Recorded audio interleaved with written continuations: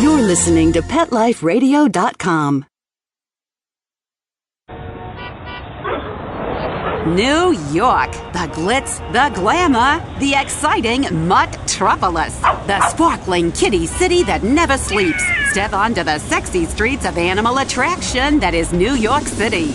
Welcome to Pets in the City, Life in the Urban Jungle. Join host Diane West as she explores the exciting lives, loves, and laments of the people and pets in the world's greatest city. Pets in the City, like the city itself, has something for everyone. Celebrity pet sightings, hot events, and news and reviews with the hottest movers, shakers, and tail waggers in New York.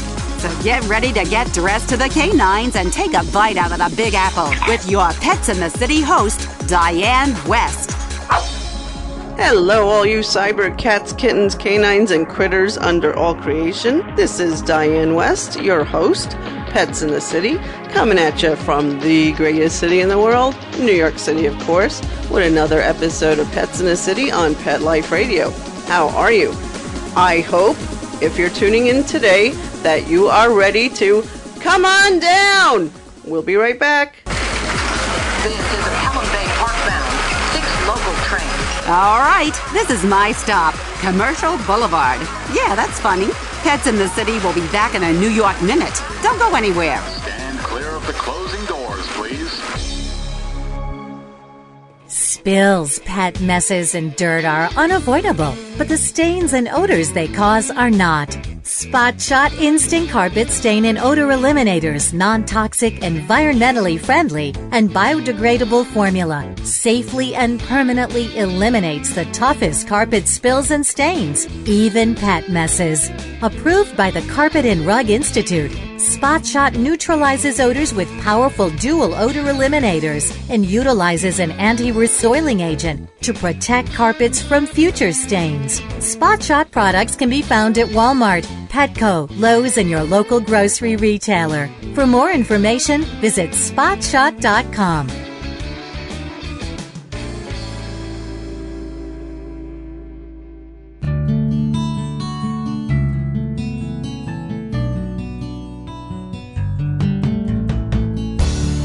When you're looking to add a pet into your life, consider adopting a homeless animal from your local shelter or rescue group. Whether you want a kitten, puppy, or a more mature pet, a purebred or a one-of-a-kind mixed breed, even a rabbit or hamster, your shelter has the best selection of animals anywhere, all screened for good health and behavior. PetLifeRadio.com presents Take Me Home with your host, Susan Daffron. Join us each week as we showcase wonderful pets, tell stories, and even throw some pet education into the mix. So get ready to find out why the pet adoption option can be a great way to add a furry companion into your life. Take Me Home every week on demand, only on PetLifeRadio.com.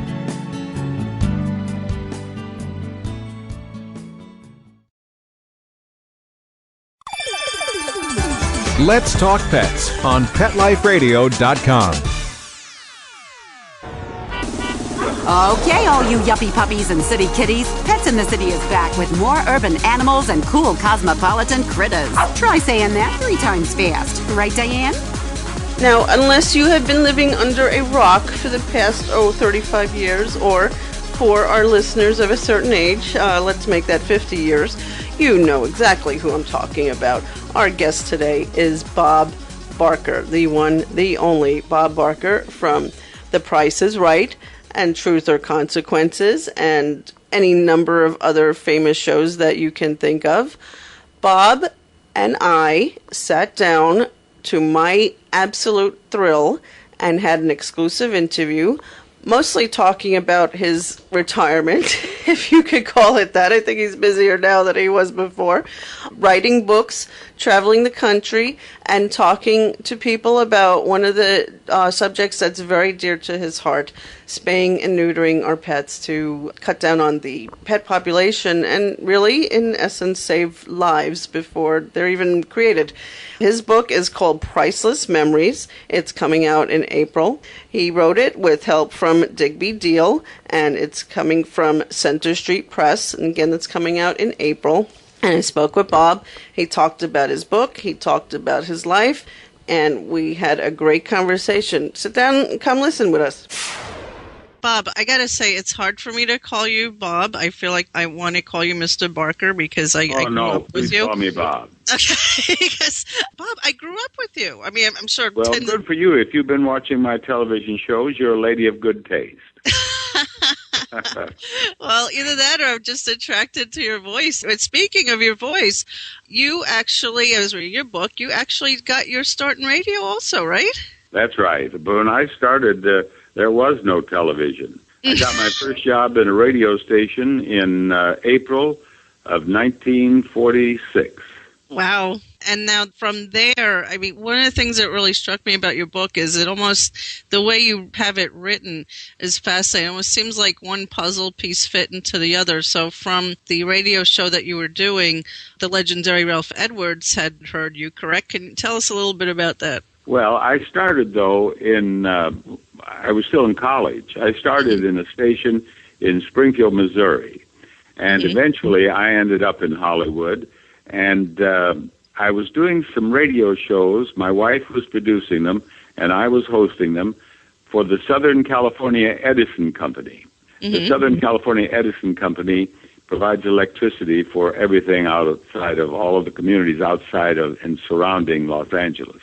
And they have auditoriums in their offices all over Southern California, and we did radio shows from these auditoriums in their offices. And Ralph Edwards, he had sold Truth or Consequences to NBC as a daytime show. And he was auditioning hosts in New York, and he was auditioning hosts in Hollywood, but he hadn't found just the one he wanted. And he turned on my radio show quite by chance, and he liked the way I worked, so he called me, and after a series of auditions, on December 21st, 1956, at 5 minutes past 12 noon, he called me and told me that I was to be the host of Truth or Consequences. Bob, do you know these dates and times off the top of your head, or do you have notes in front of you? I have to ask you that. Well, that particular date I shall never forget, because that was, that is, and that shall always be the most important call in my professional life. It changed everything for me. It was my first national show. It was television instead of radio. It was all of the things that Dorothy Jo, my wife, and I had worked for. It really is a great story. Another thing about your book I just wanted to let people know about is that it's very much a love story. I mean, you know, the passages you write about your life with Dorothy Jo are just, you know, breathtaking. And maybe it's a love story between you and Dorothy Jo, your love for your mom, your love for the towns that you grew up in. I mean, would you say that's a fair thing to say?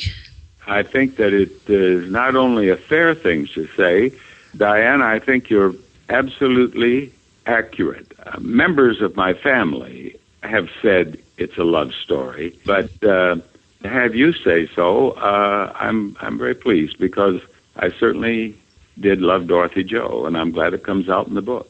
It really does. I mean, thank you. I take that as a compliment of highest praise. But the first thing that struck me, I said, this is a love story. This is not Mr. Barker, Bob's love for Dorothy Jo and his towns that he's grew up in, from, you know, Springfield, Missouri to South Dakota, and obviously your love of animals as well, which we'll get to in a second. And I'm not going to give it away, but one of my favorite parts of the book was how you and your wife, she rest in peace, had candlelight dinners for 37 years of your marriage. That's right. You're pulling my leg. You're pulling my leg. No, I'm not. If we just had a sandwich in the evening, we had it by candlelight after that first candlelight dinner. That's right. Wow. I'm glad you enjoyed that. I think your next book should be like on marriage advice and stuff. Well, my advice on marriage can be summed up in very few words, and that is to always have respect for each other. And Dorothy Jo and I did. And I think that is the basis of everything in marriage. You can overcome all of the obstacles so long as you maintain respect for each other. And it sounds like a healthy dose of humor as well. Well, good. I'm glad you enjoyed that. I've said that it's a happy book. I've been asked what kind of a book it is. I say it's a happy book, and it had to be because I did happy type shows, and I'm basically a happy guy. So I have written a happy book, and I hope it makes people smile and hopefully maybe on occasion laugh out loud. Now, you are a happy guy, as you say, and I think all of us who've watched you throughout your prestigious and endearing career would say that. But I'm going to ask you something. I'm wondering, when I was reading in between the lines, was Dorothy Jo trying to tell us a little bit about another side of Bob Barker that we don't know? Because I think, was there one part that she said the reason why you guys are married so long is because she loved you and you love you or something? Yeah. She told that. And that you're she told a tenacious. writer in an interview. He asked her how we'd stayed married so long in a place like Hollywood where people have 2, 3, 4 marriages, and she said, "Well, she said our marriage is based on love. I love Barker, and Barker loves Barker." Well, that's okay. Is she trying to tell us something about you there? Well, I don't know that I love myself, but I've always enjoyed talking about myself. So I enjoyed writing this book because I was writing about myself. I guess in your line of work, you'd have to. I mean, someone who can remain excited about an auditorium of people screaming, "No, that's $1.39." I mean, you have to have some kind of sense of humor about that. You have to, I would imagine. Listen, you not only have to have a sense of humor to get through Price is Right, you have to have a sense of humor, I think, to get through life. Absolutely. Particularly when you reach your golden years, which I have. You know what? And most people I talk to who enjoy their life, they say because they look at their life as if they enjoy it. So, I mean, I think you have a lot of wisdom there. All right, so now we're going to take some of that tenacity that Dorothy Jo spoke about. And also you spoke very fondly about your mom as well, Tilly, and her love for animals. So talk about some of the things that kind of punctuated your work with animals. Obviously, we all know about the big boycott you made, for lack of a better term, with the furs and Miss America. If you had to do that again, would you do it differently, or are you satisfied with the way? No, I did. I did exactly the right thing. It wasn't Miss America. It was Miss Universe and Miss Universe. USA. Forgive me, I'm sorry. And Miss USA. I did Miss USA and Miss Universe, both of them. I did exactly the right thing. And I might add, the fur flap, that was what the press called it, what the media called it. And that was the best, that whole fur flap episode was the best thing that ever happened to the anti-fur campaign. It was on the front page of newspapers all over the country. It was on national television and on radio. And many, many people who had never stopped to think about the cruelty to animals in the production of fur became aware and started thinking about it. And I might add, immediately following that, I don't say this was the whole reason because a lot of people have worked in the anti-fur campaign for years. But after that fur flap, sales went down, and they've never recovered. It's no longer chic to wear fur. Wow. I know they had a big thing about that at Fashion Week here in New York a lot. There's a lot of people that boycott some of the shows because they use fur. So you said something interesting a number of things interesting in your book, but there was one that really struck me. And it said, here you go, people love their own cats and dogs, but when it comes to awareness, most people just have no conception of the animal cruelty problems that exist in this country. That kind of sounds like what you were raising awareness with the fur. That's right. Americans love animals. I think that I've read that 70% of the homes in the United States have at least one pet, and they love their animals. But they love their animals. They aren't necessarily concerned about other animals. And that's why it is so important to make people who love animals aware of how so many animals are exploited and mistreated, not only in our country, but all over the world. Now, you've had some strong words to say about vivisection as well. Now, I know that's a really controversial topic because some people that otherwise really do love animals will at least concede, well, look, it's a necessary evil that we experiment on them, but you're not having any of that. No, I'm not. And there are doctors who are not. More and more doctors, medical doctors, are coming out of the closet and criticizing vivisection. I read one doctor who said the cure for cancer could well be hidden under the dead bodies of animals. What he was saying is that they've spent millions of dollars butchering animals, trying to find a cure for cancer, and we still have cancer. And that's true of so many things. In fact, animal experiments have actually impeded some advances, and there are fewer and fewer animals, I think, used in vivisection. There are so many technical advances that they're not required, and I think the animal rights movement has had an effect. I think that we have cut into it, not to... no pun intended. We have cut into the cutting. Yes, cut into the cutting. Right. Now, again, also just along the lines of cruelty, do you think justice was served with the infamous Michael Vick case? Oh, that was horrific. Dogfighting, there is so much dogfighting going on every place, and people don't know about it. It's completely undercover. And that situation with Vick was horrible, and those poor animals suffered terribly, but it was very valuable because I understand that more and more dogfighting groups are being investigated now, and that the law enforcement is getting into it more deeply than ever before.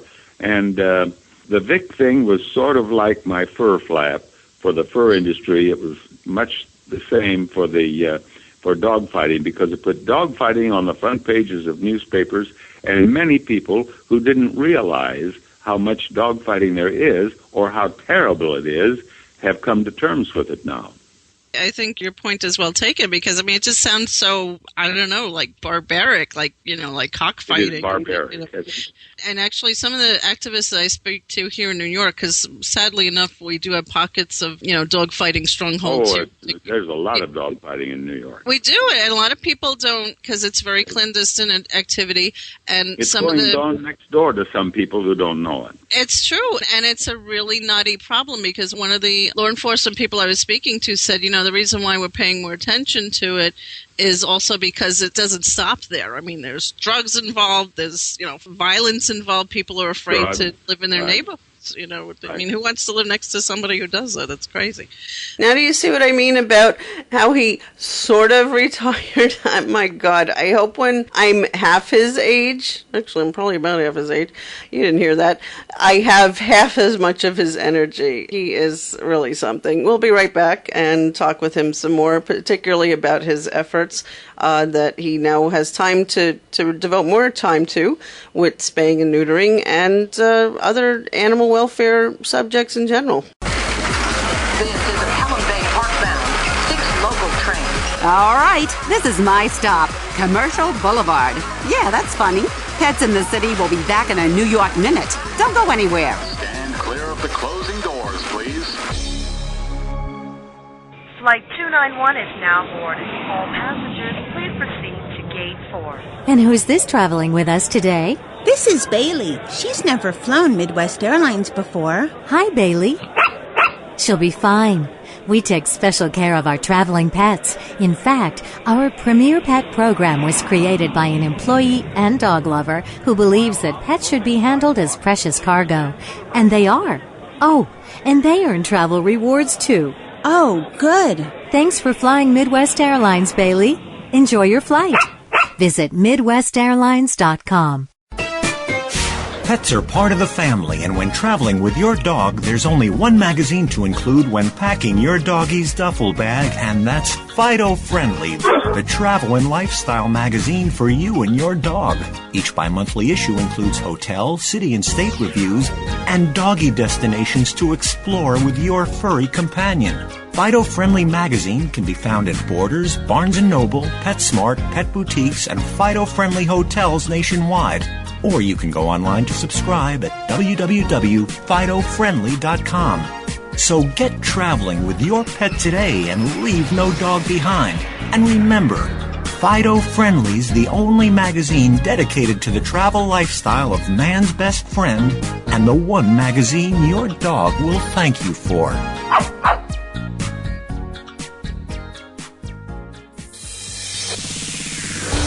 Coast to coast and around the world, it's Oh Behave with Arden Moore. Find out why cats and dogs do the things they do and get the latest buzz from wagging tongues and tails in Rin Tin Tinseltown.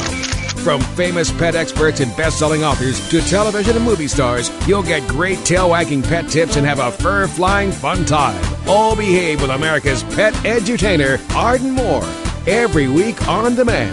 This is the place for a special paparazzi treat.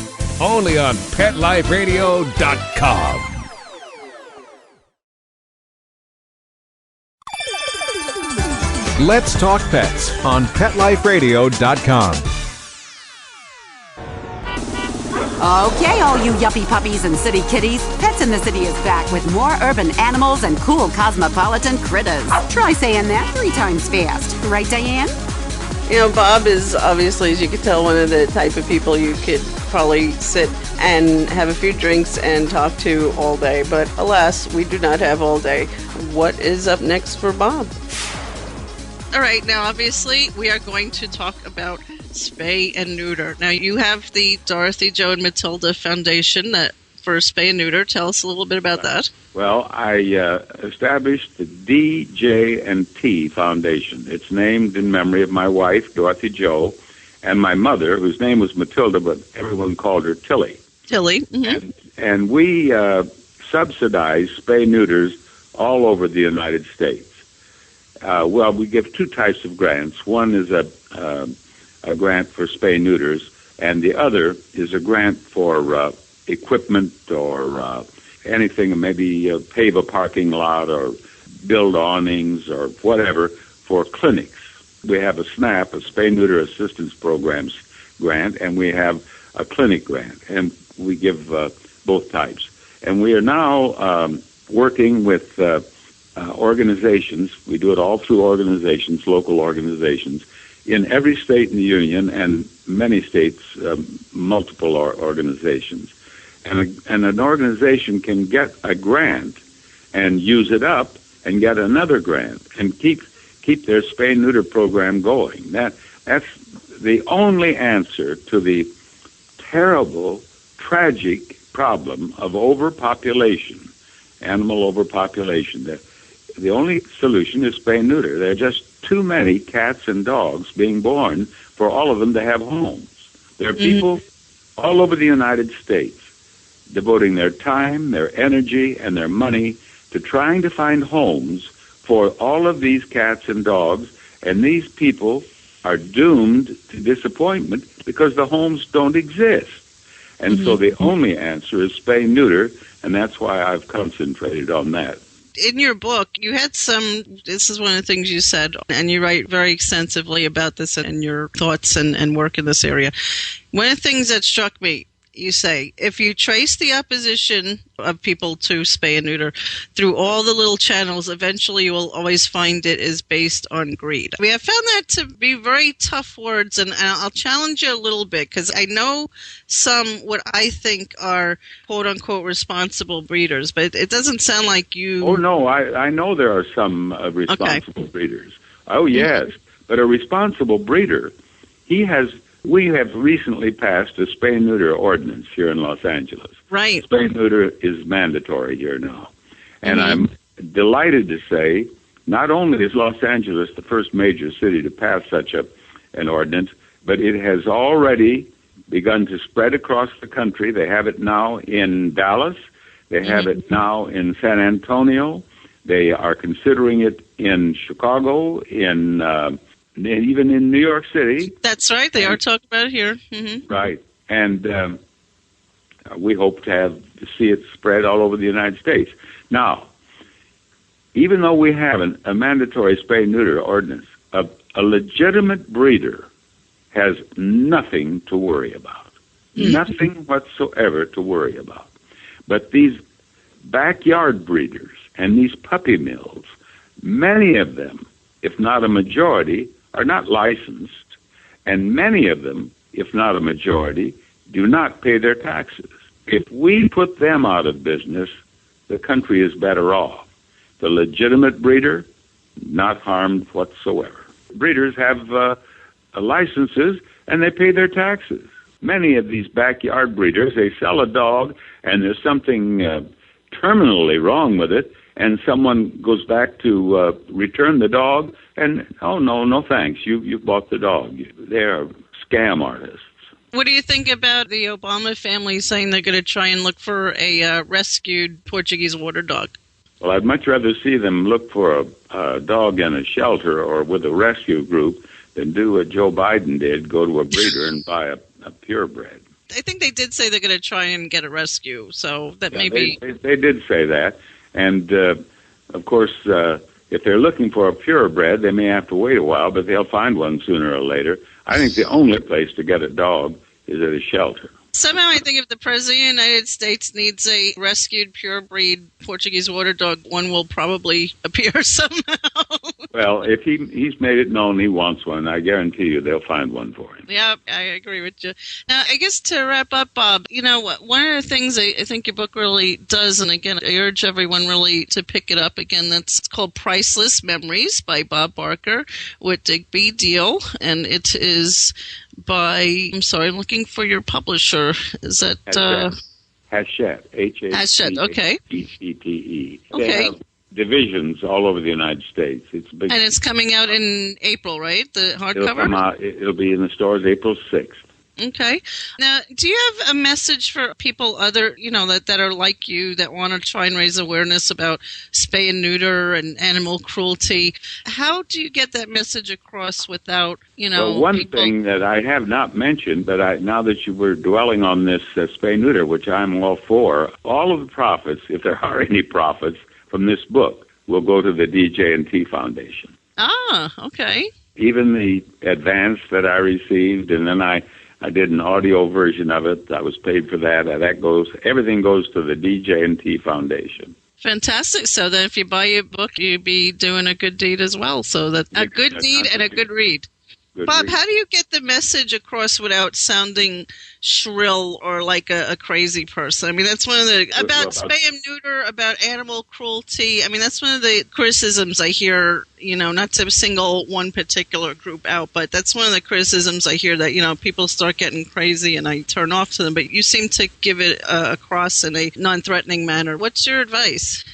Well, I think that my advice, for example, in spay and neuter, is to just get a few facts. You don't have to go to school and take a course in spay and neuter, but just read enough to know a little about spay and neuter. Learn that there are just too many cats and dogs being born. There's no chance of finding homes for them. And then it is only logical to present spay and neuter as the answer. That is the only answer. Mm-hmm. And there are some people who would like to have their dogs spayed or neutered, and they can't afford it. Those people help to make them aware of the low-cost or free spay-neuter clinics. These vouchers that we present to the local organization to issue to needy people, they're low-cost or free. If you can pay $5, fine. Pay the $5. If you can pay $10, good. $50, fine. But if you can't pay anything, we still have them. Give them the voucher. We insist they give them the voucher and get the animals spayed or neutered. And find a list of those organizations in your community. And then when someone says, well, I can't afford it, we'll say, here, this is the place to go. Just do it in a helpful way, and most people will cooperate. There are some who won't, but they're rare. So you might say the price is right. The price is right. You summed it up beautifully, Diane. Now, just real quick, how would a group avail themselves? Do you guys have a website for DJ&T, or how do they get in touch? Just go on the website for DJ&T, and it will explain exactly how you can get an application, and you fill out the application as directed, send it in, and then you probably will receive a telephone call from a representative of the foundation, and she will interview you. And I might add, her name is Nancy Burnett, and she is not only interviewing you, she is looking for ways that she can advise you and help you. She's an expert on all of the problems associated with spay-neuter clinics. And we have a stack of mail from organizations that say she has just shown them the light. And so it's educational as well as an inquiry. And then if the board of directors, her notes are presented to the board of directors, and they will decide to help you or pass. Can an individual do this, or you have to go through an agency? You have to be a 501c3 organization. Okay, great. So, Bob, when are you going to come visit us? In New York? Yeah. You're in New York, aren't you? Yes. No, I'm coming back there for something that has really nothing to do with animals in a way, although I'm trying to sell Priceless Memories, and that has something to do with animals. But I'm coming back to New York April 9th, and I'm going to be on the Today Show on the first segment and on the last segment, and I'm going to be on the Weekend Today Show telling folks about Priceless Memories. Well, we'll be watching. I'm also going to do Rachel Ray's show. And the Rachel Ray show, okay. I know absolutely nothing about cooking, but I'm going to suggest that I just taste. Sounds good to me. Bob, thank you so much for visiting with us today on Pets in the City on Pet Life Radio. I really enjoyed it.